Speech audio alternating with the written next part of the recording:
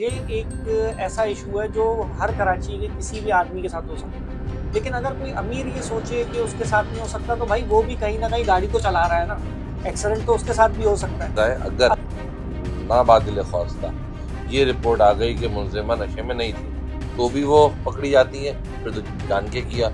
और अगर नशे में होती है तो क्या है, नशे में नहीं है तो क्या है। देखिए, नशे में है तो फिर तो लंबी गई, लंबी फिट हो जाएगी इस केस में, ठीक है। लेकिन अगर नशे में, जो कि हमें भी पता है, रिपोर्ट में आपको पता है इन्होंने नशा हटा देना है, तो पाकिस्तान का आम कानून है, आपको पता है इतने दिन इतना लेट कर दिया लेकिन है। अगर आ गई नशे में तो लंबी चले फिट आ गई, होगी। लंबी फिट हो गई। अगर नहीं आई तो भी लंबी फिट है, क्योंकि इनवैलिड ड्राइविंग लाइसेंस है। जब बस तक कोई कॉम्प्रोमाइज फैमिलीज के दरमियान ना हो और उसकी कोई उम्मीद नजर नहीं आती, फैमिली क्योंकि तो फैमिली ना मना अटक कर गई दी, है कि नहीं फैमिली ना मना कर दी कॉम्प्रोमाइज। दो लोग मरे उनके घर के, करना भी नहीं चाहिए। ये कानून का गलत यूज होता है कि दियत दे के आप छूट जाते हैं। इसके साथ ये भी होना चाहिए कि आपको सजा भी मिले। ऐसा नहीं होना चाहिए कि सिर्फ दियत दी और छूट गई। लेकिन बात वही है कि जो वहाँ आपको वीडियोस में नजर आ रहा है, इससे ज्यादा और क्या एविडेंस चाहिए? आपके सामने लोग खड़े हैं। मेरी इत्तलात के मुताबिक तो ये है कि वो मुलजिमा को आइस लेके जा रहे हैं। जी, हमें भी यही ये पता है। ये चाहे जो भी रिपोर्ट बना ले, लेकिन एक अदालत तो दुनिया में यहाँ चल रही है और दूसरी अदालत पैरेलल में आसमान में चल रही है। कि अपने नशे के अंदर किसी बेगुनाह को ऐसे कुचल देता है, बाद में हमारे इदारे और जो इधर उधर के लोग होते हैं वो उसको बनाने की कोशिश करते हैं कि ये एक्सीडेंट। एक्सीडेंट तो वो सूरत में होता है ना जब आपके पास वैलिड ड्राइविंग लाइसेंस होता है, या आप नशे में नहीं होते, आप होश में होते, तो एक्सीडेंट हो गया, हादसा। ये मेडिकल रिपोर्ट जो है वो आईओ साहब लेके आ नहीं रहे। मेडिकल रिपोर्ट आज आ जाएगी, कल आ जाएगी, लेकिन जाहिर वो मेडिकल रिपोर्ट क्या आएगी वो सबको पता है। ये मारने वाले तो मार के चले जाते हैं लोगों को नशे में। ठीक, शाहजेब कत्ल केस के अंदर शाहरुख जतोई के खिलाफ जो सोशल मीडिया पे सारा काम चल रहा था पुलिस की तरफ से, उसमें मैं एक अहम किरदार था। शाहिद हयात साहब, अल्लाह उनको गनी की रहमत करे। और मैं वो वाहिद आदमी हूँ कि नादरा से गायब हुई हुई तस्वीरें शाहरुख जतोई की जो थी ना, वो मेरे पास थी। नादरा से गायब कर दी गई है नादरा इसमें। से गायब कर दी गई थी और वहाँ से तस्वीरें जो थी मेरे पास थी, और मैंने शाहिद साहब को शेयर की, क्योंकि शुरू में तो यही आइडेंटिफाई नहीं हो पा रहा था शाहरुख जतोई है कौन।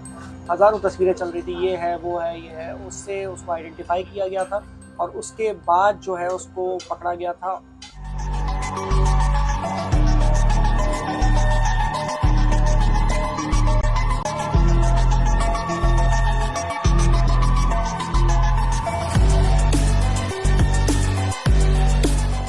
अस्सलाम वालेकुम नाज़रीन, हमारी खुशकिस्मती कि एडवोकेट फ़हद बलोच हमारे साथ मौजूद है, जो कि एक सोशल एक्टिविस्ट होने के साथ साथ एक बड़े वकील हैं। नहायत ही कम उम्री में इन्होंने केस को परसू किया, बताएंगे किस केस को, और वो केस पाकिस्तान की अदालती तारीख में एक मिसाल बना। अस्सलाम वालेकुम फ़हद भाई, वालेकुम अस्सलाम। बड़ी खुशी है भाई आपसे मिलके हमें। Thank you, thank you. और मैं नाज़रीन के लिए बताना चाहूँगा कि फ़हद भाई जो हैं वो ये जो आमना आरिफ और इमरान वाला केस है, जिताशा साहिबा के खिलाफ है, जो कि एक सिंध के एक ताकतवर खानवादे से ताल्लुक़ रखती है, उस केस में भी इनके खिलाफ एज अ सपोर्ट में वकील ये भी हैं। जी फ़हद भाई। देखिए, मेरा कहना ये है कि असल में ये जो इशू था ना, जो यहाँ से ये शुरू हुआ, ये एक ऐसा इशू है जो हर कराची के किसी भी आदमी के साथ हो सकता है। लेकिन अगर कोई अमीर ये सोचे कि उसके साथ नहीं हो सकता, तो भाई वो भी कहीं ना कहीं गाड़ी तो चला रहा है ना। एक्सीडेंट तो उसके साथ भी हो सकता है। अभी जो है इत्तलात के मुताबिक मुझे ये पता चला है कि उस केस में एक बंदा जख्मी हुआ हुआ जो वेंटिलेटर पे है, अब्दुल अच्छा। सलाम, जो जिसका सोशल मीडिया पे चल रहा है और उनके बारे में न्यूज़ चल रही है कि उनके इलाज में बड़े मसले आ रहे हैं। तो इश्यूज ये होते हैं कि देखें, ये मारने वाले तो मार के चले जाते हैं लोगों को नशे में, ठीक है। और यहाँ पे हमारी जो कोताही शुरू होती है ना, मैं पुराने वक्तों में, जैसे आपने मुझसे डिस्कस किया था, अभी कहा जी जी जी। कि मैं एक बहुत केस पहले का के जिक्र केस कर में दें जो है आप। वो शाहजेब कत्ल केस के अंदर शाहरुख जतोई के खिलाफ जो सोशल मीडिया पे सारा काम चल रहा था पुलिस की तरफ से, उसमें मैं एक अहम किरदार था। शाहिद हयात साहब, अल्लाह उनको गनी की रहमत करे, वो डीआईजी पोस्ट हुए थे उसी रात को, और मैं शाहिद हयात साहब के बड़े करीबी रहा हूँ हमेशा से, और हर काम में उनके साथ रहा हूँ। तो उन्होंने मुझे मौका दिया, बोला कि तुम ये काम सारा देखो। और मैं वो वाहिद आदमी हूँ कि नादरा से गायब हुई हुई तस्वीरें शाहरुख जतोई की जो थी ना, वो मेरे पास थी। नादरा से गायब कर दी गई तस्वीर। नादरा से गायब कर दी गई थी और वहां से वो तस्वीरें जो थी मेरे पास थी, और मैंने शाहिद साहब से शेयर की, क्योंकि शुरू में तो यही आइडेंटिफाई नहीं हो पा रहा था शाहरुख जतोई है कौन। हजारों तस्वीरें चल रही थी, ये है वो है ये है, उससे उसको आइडेंटिफाई किया गया था और उसके बाद जो है उसको पकड़ा गया था। जहाँ तक मसाइल की बात है इन केसेस में, लोगों के ऊपर मसाइल आते हैं, लेकिन शाहिद हयात के होते हुए कभी ज़िंदगी में मुझ पे कोई मसला नहीं आया, क्योंकि शाहिद हयात साहब जो थे वो एक बहुत स्ट्रॉन्ग सपोर्ट थे, एक नामवर आदमी थे, एक बहुत ताकतवर आदमी थे, बाअसर आदमी थे कराची के।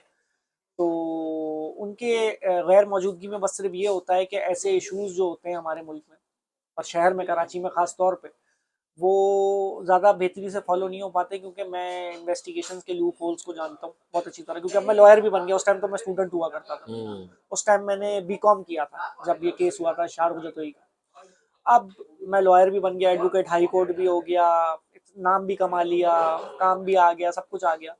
तो जब ये आमना का केस हुआ तो मेरी खुशकिस्मती उसमें ये निकली कि इनके जो सपोर्टेड में जो हमारे जो वकील हैं उज़ैर गौरी साहब हैं, मेरे भाई हैं, और मेरी उनसे जो है वो बहुत अच्छी जो है वो एक बॉन्डिंग है। तो हम पहले भी साथ काम कर चुके हैं, बड़ा मज़ा आता है। उज़ैर भाई मेरे उस्ताद भी रहे हैं, टीचर भी हैं। तो इस केस के अंदर जो है वो मुझे सिर्फ अफसोस इस बात का है कि कोई अपने नशे के अंदर किसी बेगुनाह को ऐसे कुचल देता है, बाद में हमारे इदारे और जो इधर उधर के लोग होते हैं वो उसको बनाने की कोशिश करते हैं कि ये एक्सीडेंट है। देखिए, एक्सीडेंट तो वो सूरत में होता है ना जब आपके पास वैलिड ड्राइविंग लाइसेंस होता है, या आप नशे में नहीं होते, आप होश में होते, तो एक्सीडेंट हो गया, हादसा। ये बात कंफर्म है कि खातून नशे में थी। बिल्कुल, ये बात कंफर्म है। अब ये मेडिकल रिपोर्ट जो है वो आईओ साहब लेके आ नहीं रहे हैं। मेडिकल रिपोर्ट आज आ जाएगी, कल आ जाएगी, लेकिन जाहिर है वो मेडिकल रिपोर्ट क्या आएगी वो हम सबको पता है इस मुल्क में। लेकिन बात वही है कि जो वहां आपको वीडियोस में नजर आ रहा है, इससे ज्यादा और क्या एविडेंस चाहिए? आपके सामने लोग खड़े हुए तो वो कुछ यूं इशारे भी कर रही है ना यूं करके। हैं। मेरी इत्तलात के मुताबिक तो ये है कि वो मुलजिमा को आइस लेने की आदत है। जी हमें भी यही ये पता है। मुलजिमा को आइस लेने की आदत है, और जो है ये चाहे जो भी रिपोर्ट बना ले, लेकिन एक अदालत तो दुनिया में यहाँ चल रही है और दूसरी अदालत पैरेलल में आसमान पे चल रही है। तो हमें अपनी आसमान की अदालत के बारे में सोचना अच्छा है। फहद भाई ये बताएं, अगर नाबादिल ख्वास्ता हम्म, ये रिपोर्ट आ गई कि मुलजिमा नशे में नहीं थी तो भी वो पकड़ी जाती है, फिर तो जान के किया। और अगर नशे में होती है तो क्या है, नशे में नहीं है तो क्या है? देखिए, बतौर वकील अगर बताइए। मैं आपको बता देता हूँ, देखिए नशे में है तो फिर तो लंबी गई, लंबी फिट हो जाएंगी इस केस में, ठीक है। लेकिन अगर नशे में, जो कि हमें भी पता है, रिपोर्ट में आपको पता है इन्होंने नशा हटा देना है, तो पाकिस्तान का आम कानून है, आपको पता है, इतने दिन इतना लेट कर दिया लेकिन है। अगर आ गई नशे में तो लंबी चले फिट आ होना गई, है। लंबी फिट हो गई, अगर नहीं आई तो भी लंबी फिट है, क्योंकि इनवैलिड ड्राइविंग लाइसेंस तो है। जब यस, तक कोई कॉम्प्रोमाइज फैमिलीज के दरमियान ना हो, और उसकी कोई उम्मीद नजर नहीं आती, फैमिली क्योंकि तो फैमिली ने मना अटक कर गई दिया, है कि नहीं फैमिली ने करना। मना कर दिया कॉम्प्रोमाइज नहीं करेंगे। दो लोग मरे उनके घर के, करना भी नहीं चाहिए। हम्म, और ये कानून का गलत यूज होता है कि दियत दे के आप छूट जाते हैं। इसके साथ ये भी होना चाहिए कि आपको सजा भी मिले। सजा भी। ऐसा नहीं होना चाहिए कि सिर्फ दियत दी और छूट गए। लेकिन देखिए शाहरुख वाले केस में आपने जितनी मेहनत उनके खानदान ने नहीं की उतनी आपने की। लेकिन बतौर एक निहायती कम उम्र तालिब इल्म आपको देखते थे कि आप लगे रहते थे इस केस में। और जिस लोगों से आपने उसको पंगा लिया था वो आपके कद से बहुत ऊंचे थे, माजरत के नहीं साथ। नहीं, बिल्कुल उनसे पंगा लेना आसान नहीं था, क्योंकि सिंध की तमाम खानवादों को वो लेके चल रहे थे, बड़े बड़े घरानों को वो लेके चल रहे थे। असल में सर बात ये है कि मैं पठान का ट्रेन किया हुआ हूँ ना। आदत है। मैं पठान का ट्रेन किया हुआ हूँ, अच्छा शाहिद आयत अच्छा का अच्छा ट्रेन किया हुआ था बचपन से। अच्छा अच्छा तो अच्छा जब अच्छा। मैं शाहिद आयत साहब के पास गया था ना सबसे पहले, तो मेरी उम्र थी उस वक्त 18 साल। ओ यस। तो शाहिद आयत साहब को देख के ना मैं उनको कॉपी करने की कोशिश करता था, गुस्से में जिस तरह वो होते हैं और वो जिस तरह काम करते थे, ये सारी चीजें ना, वो आते आते मेरे अंदर वो चीजें आ गई। सही है। कॉम्पिटेंट ऑफिसर थे बड़े। कॉम्पिटेंट तो बहादुरी, उन्होंने मुझे बहादुरी सिखाई है। उन्होंने मुझे मौत से डरना जो था वो एक डर मेरा निकाला। उन्होंने मुझे बोला कि बेटा, अगर मौत आनी होगी ना फात, तो तुम्हें घर के अंदर बिस्तर पे भी आएगी, और बेशक नहीं ऐसा आनी ही है, होगी तो बम ब्लास्ट में भी नहीं ऐसा आएगी। ही है। तो बस वो आज तक मैं सोचता हूँ और उसी को लेके चलता हूँ। और मेरा एक बड़ा अच्छा मोटिव है, मैं हमेशा उनको बोलता था कि मतलब मेरा उनसे अपना मजाक था, अपनी एक बात थी।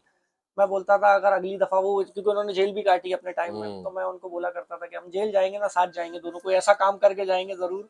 नहीं नहीं, तो हम नहीं चाहेंगे आप बिल्कुल जेल जाए। मैं और यहाँ पे हम तो चाहेंगे कि ये जो इसीलिए मुलजिमा है नताशा अली, इसको आप जो है अपना उजैर गौरी साहब के साथ, इनकी पूरी लॉ फर्म के साथ मिलके तमाम वकीलों के, जब यकजहती होगी, वकीलों का ताउन होगा, तो आम आदमी को इसमें रिलीफ मिल सकेगा। बिल्कुल सर, देखिए मेरा मानना ये है कि वकील का काम ये है कि लोगों को इंसाफ फराहम करे। झूठी कहानियां बना के वो सर देखें, क्योंकि मेरे आगे भी बहन बेटियां हैं, और कल को मुझे भी कब्र में जाना है, मुझसे भी हिसाब होगा। मैं ऐसा क्यों करूं कि किसी की बद्दुआ मेरे साथ सारी जिंदगी चलती रहे? हम्म, मैं बिल्कुल नहीं चाहूंगा कि मेरे साथ किसी की, क्योंकि देखिए एक चीज होती है अल्लाह की तरफ से आजमाइश और पकड़, वो सिर्फ इंसान को खुद पता होती है कि मेरी पकड़ हुई है या आजमाइश में हूँ। वाह वाह वाह। जब आदमी सही काम कर रहा होता है तो उसका मतलब है आजमाइश है, चली जाएगी। और जब पकड़ होती है तो उस आदमी को खुद ही पता होता है, अल्लाह ताला निशानियां दे देता है कि ये तुम्हारी पकड़ है। तो पकड़ से बचना चाहिए, आजमाइश तो आती रहती है। और फहद भाई मैं एंडिंग नोट की तरफ आऊंगा। What do you think about this case FIR 229/24 इन बहादुराबाद थाना? ये लोग थाने नहीं, हुकूमतें बनाते और गिराते हैं, जिनकी ये औलाद हैं या भाभी हैं या बेटी हैं सर या बहू हैं। पूरी दुनिया में ऐसे लोग आते हैं, बनते हैं और बर्बाद भी हो जाते हैं। फिरौन की मिसाल सबसे बड़ी है। जी बहुत बड़ी रियासत थी और खत्म हो गई थी।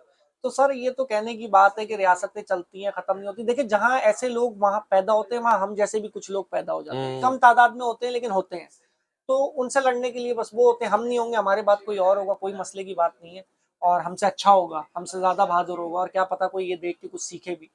तो इंसान को लड़ते रहना चाहिए, ना हक किसी को मारा जाए उसके खिलाफ, क्योंकि कल को ये वाकया आपके साथ भी हो सकता है। नौजवान इस दौर का बड़ा अब अवेयर है, सोशली भी मॉरली भी हो गया है।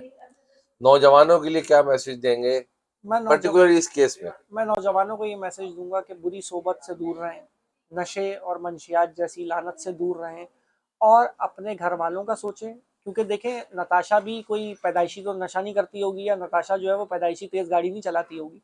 लेकिन बात यह है कि लाड प्यार, बदतमीजी, ये सारी चीज़ें लोगों को जो है वो यहाँ तक पहुँचा देती है, क्योंकि आपको नहीं पता होता कि अल्लाह ताला को आपकी कौन सी बात बुरी लगी। तो ऐसी आजमाइश और ऐसी पकड़ से बचने के लिए आप अपने अमाल सही रखें। बाकी अल्लाह आपका साथ देने वाला है। ज़िंदगी उतनी है जितनी है, कोई उसको आपको मार नहीं सकता जब तक वो रात कब्र के अंदर ना लिखे। हाँ भाई, थैंक यू वेरी मच। हम भी उस वक्त तक इस केस के भी मामले में, इस कराची शहर, इस पाकिस्तान में हर उस मजलूम के लिए खड़े होंगे आपके साथ जगह जगह, जब तक उनको वो इंसाफ ना मिल जाए और वो माशरा राह रास्त की तरफ ना चले। इंशाल्लाह।